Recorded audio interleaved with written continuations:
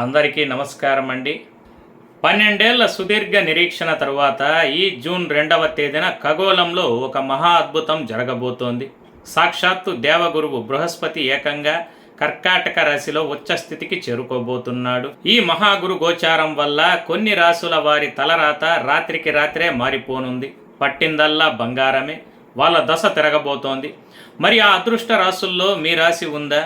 గురు భగవానుడు మీకు ఎలాంటి ఫలితాలు ఇవ్వబోతున్నాడు తెలుసుకోవాలంటే ఈ వీడియోని ఎక్కడా స్కిప్ చేయకుండా చివరి వరకు చూడగలరు. శ్రీ పరాభవనామ సంవత్సరం జూన్ 2న గురువు మిథున రాశి నుంచి కర్కాటక రాశిలోకి ప్రవేశం, ఎక్సాల్టెడ్ స్టేట్ అనగా ఇక్కడ గురువు ఉచ్చస్థితి పొందుతాడు. సో తిరిగి ఆయన ఈ ఏడాది అక్టోబర్ 31న సింహరాశిలోకి ప్రవేశం, తిరిగి 2027 జనవరి 25న కర్కాటక రాశిలోకి ప్రవేశం, ఆ తరువాత జూన్ 26, 2027లో సింహరాశిలోకి ప్రవేశం. ద్వాదశ రాశుల వారికి అలాగే మన ప్రపంచంలో జరగబోయే ముఖ్య సంఘటనలకు గురువు కారకత్వం వహిస్తాడు. సో ఈ వీడియోలో మీ రాశికి గురువు ఎటువంటి ఫలితాలను ఇస్తాడనేది సూటిగా కన్ఫ్యూజన్ లేకుండా క్లియర్గా చెప్పబోతున్నాను. అలాగే వీడియో చివరిలో ప్రతి ఒక్కరికి ఉపయోగపడే ముఖ్య విషయాలు చెబుతాను. కావున వీడియో ఎక్కడా స్కిప్ చేయకుండా చివరి వరకు చూడండి. ధనస్సు రాశికి అధిపతి గురు భగవానుడు. మీ రాశ్యాధిపతి అయిన గురు భగవానుడు ఈ 2026 జూన్ మాసం ఉచ్చస్థితిని పొందడం వల్ల మీ జీవితంలో చాలా ముఖ్యమైన మార్పులు సంభవించబోతున్నాయండి. 2026 జూన్ మాసంలో జరిగే ఈ గోచారంలో గురు భగవానుడు మీ రాశికి అష్టమ స్థానమైన కర్కాటక రాశిలో సంచరిస్తాడు. ఈ 8వ స్థానం అష్టమ స్థానం, అదృశ్య స్థానం, ఆయుస్థానం అయినప్పటికీ రాశ్యాధిపతి అక్కడ ఉచ్చస్థితిని పొందుతుండటం వల్ల ఇతర రాశుల వారి కంటే మీకు కొన్ని అసాధారణమైన అంటే మినహాయింపులతో కూడిన ఫలితాలనేవి లభిస్తాయండి. ఇక్కడ మీకు ఒక మాట చెప్పాలి. యూట్యూబ్లో కనిపించే ఏఏ స్క్రిప్టు అలాగే వ్యూస్ కోసం ఫేక్ అంచనాల్లా కాకుండా ఇది మీ రాశికి సంబంధించిన 100కి 100 పాళ్ళు ఖచ్చితమైన గ్రహ సంచార విశ్లేషణ. సో నేను ఏమి చెప్పినా నిజమే చెబుతానని గుర్తుపెట్టుకోగలరు.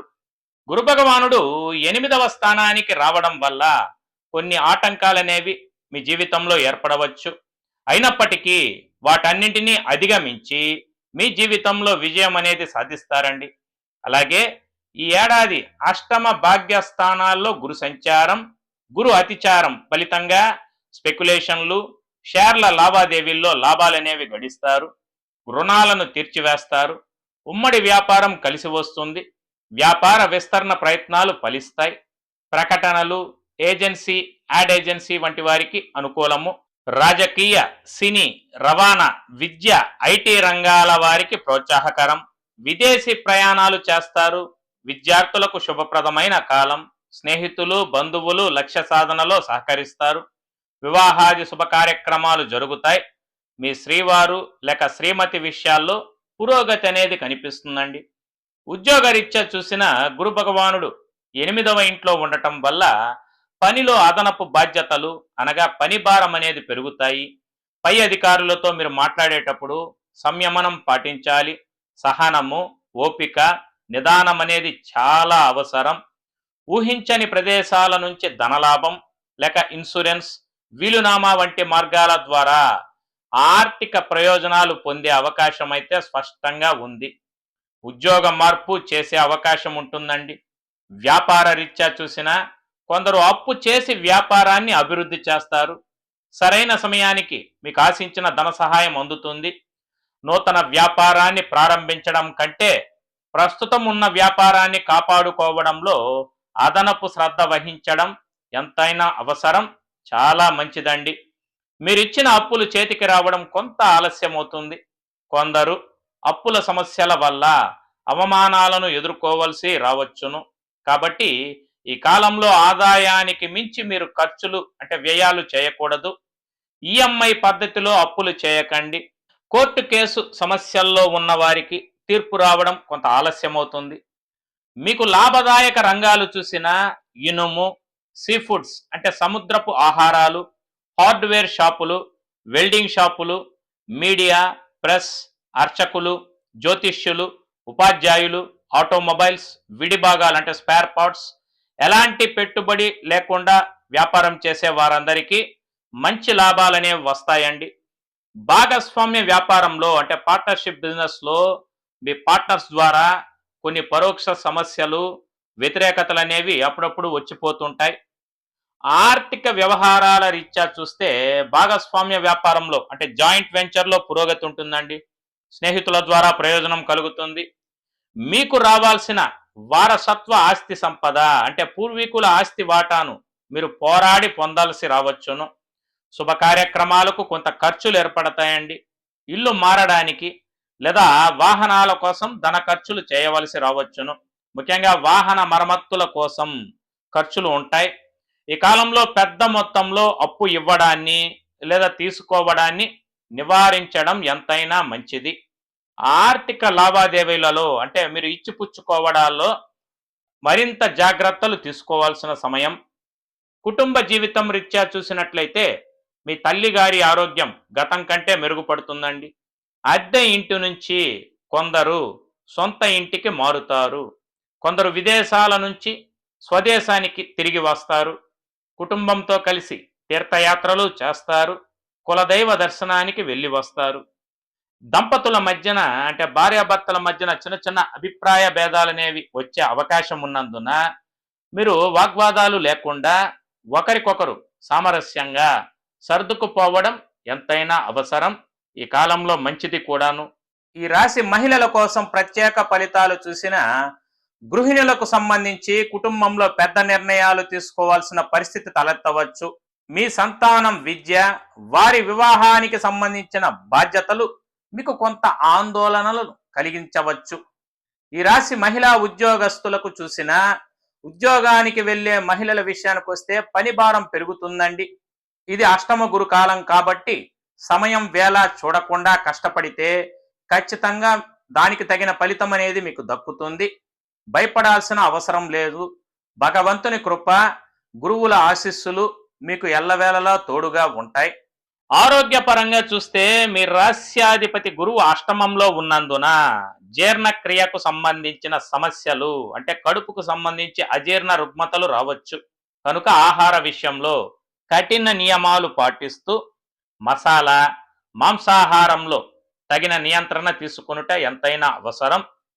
గురు దృష్టి ఫలితాలు చూసిన మీ రాశికి 8వ స్థానం నుంచి గురువు మీ రాశికి 2, 4, 12వ స్థానాలను గురువు చూస్తున్నాడు. సో 2వ స్థానంపై దృష్టి పరంగా తన 7వ దృష్టితో 2వ స్థానాన్ని చూడటం వల్ల మీరు మీ వాక్చాతుర్యంతో కొన్ని సమస్యలను పరిష్కరిస్తారు. ధనాదాయంలో ఉన్న అడ్డంకులు తొలగిపోతాయి. గురువు మీ రాశికి 2వ ఇంటిని చూడటం వల్ల కుటుంబంలో ఐక్యత పెరుగుతుంది. అప్పుల సమస్య ఉన్నప్పటికీ ధనాదాయం బాగానే వస్తుంది. మీ అవసరాలన్నీ తీరిపోతాయి. వ్యాపారంలో కొంత మార్పులు చేస్తారు. అయితే ఈ కాలంలో విశ్రాంతి తీసుకోలేని విధంగా తిరుగుబాటు అంటే అలసట అనేది ఏదో ఒక పనుల మీద బయట తిరగడం వంటివి ఉంటాయండి. ఇకపోతే 4వ స్థానంపై గురు దృష్టి. గురువు తన 9వ దృష్టితో 4వ స్థానాన్ని చూడటం వల్ల స్థిరాస్తులను కొనుగోలు చేయడం, గృహాన్ని నిర్మించుకోవడం వంటి కలలనేవి నెరవేరుతాయి. తల్లిగారి ఆరోగ్యం బాగుంటుంది. గురువు మీ రాశికి 4వ ఇంటిని చూడటం వల్ల మీ శారీరక ఆరోగ్యం కూడా బాగుంటుంది. మీ తల్లి వైపు నుంచి లాభాలు అంటే ఏదో ఒక ప్రయోజనం అనేది పొందుతారు. ఇల్లు, వాహనాల మార్పు జరుగుతుంది. విద్యార్థులు ఉన్నత విద్యలో రాణిస్తారు. ఇంట్లో శుభ కార్యక్రమాలు ఘనంగా జరుగుతాయండి. మనస్సు సంతోషంతో నిండి ఉంటుంది. ఇకపోతే గురువు 12వ స్థానంపై దృష్టి అంటే గురువు 8వ ఇంట్లో కూర్చొని తన 5వ దృష్టితో 12వ స్థానాన్ని చూడటం వల్ల సిద్ధులను అంటే మహాత్ములను, సాధువులను, ఋషి పుంగవులను, దేవుళ్లను దర్శించుకునే అవకాశం, వారిని పూజించే అవకాశం మీకు లభిస్తుంది. ఇతర ఊర్లు లేదా విదేశాలకు వెళ్ళే ప్రయత్నాలు విజయాన్ని ఇస్తాయి. శుభ కార్యక్రమాలకు ఖర్చులు ఏర్పడతాయి. చాలా కాలంగా అనారోగ్యంతో ఆసుపత్రుల్లో ఉన్నవారు సంపూర్ణంగా కోలుకొని తిరిగి ఇంటికి వస్తారు. భార్యాభర్తల మధ్య ఉన్న మనస్పర్ధలన్నీ తొలగిపోయి మానసిక పరిపక్వత, ఐక్యత ఏర్పడుతుంది. ఇకపోతే నక్షత్రాల వారిగా ఫలితాలు చూసిన మూలా నక్షత్రం 1, 2, 3, 4 పాదాల్లో జన్మించిన వారికి ఈ గోచారం మీకు కొంత మేరకు అనుకూల ఫలితాలనే ఇస్తుందండి. 8వ ఇంట గురువు ఉచ్చస్థితిని పొందడం వల్ల ఊహించని ఆకస్మిక ధనలాభం అనేది మీకు కలుగుతుంది. పాత అప్పులను తీర్చడానికి మార్గం దొరుకుతుంది. కుటుంబ సభ్యులతో మాట్లాడేటప్పుడు సంయమనం పాటించాలి. అనవసర వాగ్వాదాలకు దూరంగా ఉండటం వల్ల మనశ్శాంతి అనేది లభిస్తుంది. మీరేం చేయాలంటే శనివారాల్లో ఆంజనేయ స్వామిని పూజించడం వల్ల మానసిక ధైర్యం కలుగుతుందండి. పూర్వాషాఢ నక్షత్రం 1, 2, 3, 4 పాదాల వారికి చూసిన ఈ గోచారం మీకు మిశ్రమ ఫలితాలను ఇస్తుంది. ఆఫీస్లో పరోక్షంగా ఆపోజిట్ పార్టీ వ్యతిరేకతలు వస్తాయి. అయితే మీ ప్రతిభతో వాటిని మీరు ముప్పతిప్పలు పెట్టి అధిగమిస్తారు. నూతన బాధ్యతలు వెతుక్కుంటూ వస్తాయి. ఆహార విషయంలో నియంత్రణ అవసరం. నీటి సంబంధిత అనారోగ్య సమస్యలు మీకు రాకుండా చూసుకోవాలి. మీరేం చేయాలంటే శుక్రవారాల్లో మహాలక్ష్మి అమ్మవారిని పూజించడం వల్ల ఆర్థిక సమస్యల పరిష్కారం లభించి ఆర్థికంగా మీరు బాగుంటారు. ఉత్తరాషాఢ నక్షత్రం 1 పాదం వారికి చూస్తే ఈ నక్షత్రం వారు మోస్తారుగా మంచి ఫలితాలను ఆశించవచ్చు. చాలా కాలంగా పెండింగ్లో ఉన్న ప్రభుత్వ సంబంధిత పనులు అనుకూలంగా పూర్తవుతాయి. తండ్రి వైపు నుంచి మీకు ఫుల్ సపోర్ట్ లభిస్తుంది. ఆధ్యాత్మిక ప్రయాణాలు చేయడానికి అవకాశం ఉంటుంది. పెద్దల ఆశీస్సులు, గురువుల ఆశీస్సులు లభిస్తాయి. మీరేం చేయాలంటే ఆదివారాల్లో సూర్య భగవాను పూజించడం వల్ల మీ ఆత్మవిశ్వాసం పెరిగి విజయాలు సిద్ధిస్తాయి. ఇకపోతే ఈ ఏడాది డిసెంబర్ 13 నుంచి 2027 ఏప్రిల్ 13 వరకు గురువు వక్రించినందున గురువు మీ రాశి అనగా ధనుస్సు రాశికి అధిపతి. గురు భగవానుని ఈ సంచారం మీ రాశి నుంచి అష్టమ స్థానంలో జరుగుతుంది. సో ఇది మీ జీవితంలో ఈ కాలమందు అంటే వక్రించిన కాలంలో ముఖ్యమైన పెద్ద మార్పులను తీసుకురాగల సామర్థ్యాన్ని కలిగి ఉంటుంది. గురువు యొక్క ఈ గోచారం మీకు తీపి అలాగే చేదు అనుభవాలను తీసుకురాగలదు. ఒకవైపు మీ ఆధ్యాత్మిక సామర్థ్యం అభివృద్ధి చెందుతుంది. స్వచ్ఛమైన జ్ఞానాన్ని అన్వేషించే వ్యక్తిగా మీరు మీకంటూ ఒక ప్రత్యేక గుర్తింపును ఏర్పరచుకుంటారు. మరోవైపు మనస్సులో లౌకిక సుఖాలు, భౌతిక ఆనందాల పట్ల విరక్తి భావన ఏర్పడుతుంది. ఈ కాలమందు మీ ఆర్థిక ప్రణాళికల్లో కొంత లోటును లేదా అవరోధాలను తీసుకురావచ్చును. సో మీరు ఆరోగ్య సమస్యల బారిన పడే అవకాశం కూడా ఉన్నదండి. కాబట్టి ఈ కాలంలో మీరు ఎల్లప్పుడూ మీ ఆరోగ్యంపై తగిన శ్రద్ధ వహించాల్సి ఉంటుంది. అలాగే కుటుంబ ఆస్తికి సంబంధించి కొన్ని సమస్యలు రావచ్చును. కుటుంబంలో ఇవి వివాదాలకు దారి తీయవచ్చు. సో గురువు వక్రించిన ఈ కాలంలో మీరు వాటిపై ప్రత్యేక శ్రద్ధ వహించాల్సి ఉంటుంది. ఈ టైంలో మీ ఖర్చులు పెరుగుతాయి. అలాగే అనవసరమైన ప్రయాణాలు, తిరుగుళ్ళు చేయవలసి ఉంటుంది. కానీ ఊహించని ఆకస్మిక ధనలాభం కలిగే అవకాశాలు కూడా అధికంగా ఉన్నాయి. మీరు ఒక పండితుణ్ణి మీ గురువుగా భావించి వారి నుంచి దీక్ష లేదా ఉపదేశం తీసుకోవచ్చు. మీకు కుటుంబ బాధ్యతలు నెరవేర్చడంపై కూడా దృష్టి సారిస్తారు. ఈ క్రమంలో కొన్ని ఇబ్బందులు ఎదురైనప్పటికీ వాటిపై పూర్తిగా శ్రద్ధ వహించడం ద్వారా మీరు ఈ పనులను సమర్థవంతంగా పూర్తి చేయగలుగుతారు. సో ఈ కాలమందు మీరు ప్రతికూల ఆలోచనలను నివారించడం చాలా అవసరం అండి. ముఖ్యమైన పత్రాలపై సంతకం చేసేటప్పుడు న్యాయ నిపుణుల సలహాలను సంప్రదించి నిర్ణయం తీసుకోవడం చాలా మంచిది. ఆధ్యాత్మికంగా ఆసక్తి పెరుగుతుంది. సో టోటల్గా చూస్తే ఇది మీకు సవాళ్లతో కూడుకున్నది. అదే సమయంలో ఈ గురు సంచారం అనుభవపూర్వకమైన పాఠాలను నేర్పే సంవత్సరంగా ఈ ఏడాది ఉండబోతోంది. రాస్యాధిపతి ఉచ్చ స్థితిని పొందటం వల్ల మీకు గతంలో రాబోయే ఆపదలు అనేవి తొలగిపోయి మీకు పూర్తి రక్షణ అనేది లభిస్తుందండి. ఆగండి, ఇక్కడితో అయిపోలేదు. అసలైన వీడియో ఇక్కడి నుంచే స్టార్ట్ అవుతుంది. అది చూసి చివర్లో మీరు చేయాల్సిన పరిహారములను తెలుసుకోగలరు. ప్రపంచ ఆర్థిక వ్యవస్థ, ప్రయాణాలు అలాగే పెట్టుబడులపై కొన్ని ముఖ్యమైన సూచనలు. గురుగోచారం ఈ ఉగాది సంవత్సర ప్రారంభంలో ప్రయాణ ప్రణాళికలు, ప్రపంచ ఆర్థిక వ్యవస్థ, భారతదేశ ఆర్థిక వ్యవస్థ గురించి కాలసర్పయోగం సంపూర్ణ వివరణ అనే వీడియోలో చెప్పడం జరిగింది. మీలో ఎంతమంది చూశారో నాకు తెలియదు, కానీ ఇప్పుడు ఈ వీడియోలో అప్డేట్ చేయడానికి ఒక ముఖ్యమైన కారణం ఉందండి. విద్య, ఉద్యోగం, వ్యాపార రీత్యా చూసినా మీరు ప్రపంచవ్యాప్తంగా ప్రయాణం చేయబోతున్నట్లయితే కొంచెం ఆలోచించి సరైన ప్రణాళికతో ముందడుగు వేయండి. ముఖ్యంగా ఉద్యోగం కోసం ఇతర దేశాలకు వెళ్ళాలనుకుంటే జాగ్రత్త అవసరం. ఉద్యోగం ఉంటేనే డబ్బు సంపాదించి కుటుంబాన్ని స్థిరపరచడానికి కదా మనం వలస వెళ్ళేది. కాబట్టి ఉద్యోగం కోసం ప్రయత్నిస్తుంటే బాగా ఆలోచించి నిర్ణయం తీసుకోండి. ఏ దేశం నుంచి ఏ దేశానికి వలస వెళ్ళినా 1-2 సార్లు ఆలోచించండి. మీ వ్యక్తిగత జాతకంలో మంచి దశాభుక్తి నడుస్తుంటే, మీ రాశి ఫలాలు బాగుండి పాజిటివ్గా ఉంటే ఎటువంటి భయము అవసరం లేదు. ఎక్కడికి వెళ్ళినా మీకు విజయం దక్కుతుంది. మీ వ్యక్తిగత జాతకంలో ఏదైనా ప్రతికూలత ఉంటే, దశాభుక్తి సరిగా లేకపోతే, రాహు దశ లేక శని దశ నడుస్తుంటే మాత్రం కొంచెం జాగ్రత్తగా ఆలోచించి అడుగు వేయండి. తొందరపడి ధనం పెట్టుబడిగా పెట్టి ఇరుక్కోకండి. విద్యార్థులు విదేశాలకు వెళ్ళి చదువుకోవాలని, ఉదాహరణకు యుఎస్, యూకే, ఆస్ట్రేలియా తదితర దేశాలకు ప్రయాణం చేస్తుంటే నా ముఖ్యమైన సలహా ఏమిటంటే, ఈసారి గురుగోచారం ఎలా జరిగిందంటే, గురువు ఉచ్చస్థితిలో ఉన్నాడు. ఇది బలమైన స్థానం కాదని నేను చెప్పను, కానీ ఈ గురువుకి తర్వాత స్థానంలో కేతు అనే గ్రహం ఉన్నాడు. కేతు అంటే ఎప్పుడు మార్పు, ట్రాన్స్ఫర్మేషన్, లేదా ఒక దానిని నాశనం చేసి మరొకటి సృష్టించడం. ఇక్కడ గురువుకి దగ్గరవుతున్న కేతువు వల్ల త్వరలో గురుకేతువుల కలయిక జరగబోతోంది. కాబట్టి నా అభిప్రాయం ఏమిటంటే, జూన్ 2026లో లేదా ఈ సంవత్సరం మొత్తం మీ చదువు కోసం ప్రయాణం చేయబోతుంటే అనేక సార్లు ఆలోచించండి. ఎడ్యుకేషన్ లోన్ తీసుకుంటున్నట్లయితే 1-2 సార్లు ఆలోచించి నిర్ణయం తీసుకోండి. మీ వ్యక్తిగత జాతకం బాగుందో లేదో సరిచూసుకోండి. ఇది ఎవరిని నిరుత్సాహపరచడానికి నేను చెప్పడం లేదు. చాలామంది నెగ్లెక్ట్ చేసి నిర్లక్ష్యంగా ప్రయాణం చేసి అక్కడ స్థిరపడలేక వెనక్కి వచ్చి ఆ తరువాత లోన్ కట్టలేక ఇబ్బంది పడుతున్నారు. పెట్టుబడుల విషయంలో మీరు కొంత డబ్బు దాచుకొని హోమ్ లోన్కు వెళ్ళాలనో, కొంచెం బంగారం కొనాలనో, లేదా షేర్ మార్కెట్లో పెద్ద మొత్తంలో పెట్టుబడి పెట్టాలనో అనుకుంటే కొంచెం ఓపికగా ఆలోచించి నిర్ణయం తీసుకోండి. ఎందుకంటే సాధారణంగా పెట్టుబడులు పెట్టడానికి ఇదంత సరైన సమయం కాదు. మీ వ్యక్తిగత జాతకం బాగుంటే పర్లేదండి. పెట్టుబడులు అలాగే ఆర్థిక వృద్ధికి గురువే ప్రధాన కారకుడు. ఉచ్చస్థితిలో ఉన్న గురువు పక్కనే కేతువు ఉండటం వల్ల ఆదాయం ఎలా వస్తుందో, పెట్టుబడులు సరైన ట్రాక్లో వెళ్తాయో లేదో ఖచ్చితంగా చెప్పలేం. కాబట్టి ఆలోచించి అడుగనేది ముందుకు వేయండి. ఇదంతా ఎవరికి వర్తిస్తుంది, ఎవరికి వర్తించదంటే, ఇవన్నీ నేను కేవలం ఒక అవగాహన కోసం మాత్రమే చెబుతున్నాను. మీరు వ్యక్తిగతంగా ఆర్థికంగా చాలా బలంగా ఉండి మీ మనీ ఫ్లో అద్భుతంగా ఉంటే, వ్యాపారం చాలా బాగా సాగుతుంటే మీరు నిరభ్యంతరంగా మీ ప్లాన్స్ మీరు చేసుకోవచ్చండి.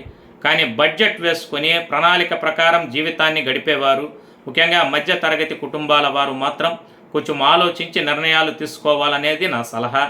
దయచేసి ఈ వీడియోని మీ స్నేహితులు, కుటుంబ సభ్యులకు షేర్ చేయండి. ఎందుకంటే ప్రతి ఇంట్లో ఎవరికో ఒకరికి ఉద్యోగం, పెట్టుబడి, ప్రాపర్టీ లేదా కనీసం వాహనం కొనే ప్లాన్ అయినా ఉంటుంది. ఏదేమైనప్పటికీ భారీగా ధనాన్ని పెట్టుబడిగా పెట్టి లాక్ చేయవద్దు. పెద్ద పెద్ద లోన్లు తీసుకోకుండా సేఫ్ జోన్లో ఉండటం మంచిదని మాత్రమే నా అభిప్రాయం. అలాగే కాల సర్ప దోష ప్రభావం, దీని గురించి నేను ఇప్పటికే చెప్పాను. ప్రపంచవ్యాప్తంగా ఉన్న సమస్యల్లో రాహుకేతువుల మధ్య అన్ని గ్రహాలు ఉండటం వల్ల జూలై వరకు కాలసర్ప దోష ప్రభావం ఉంటుందండి.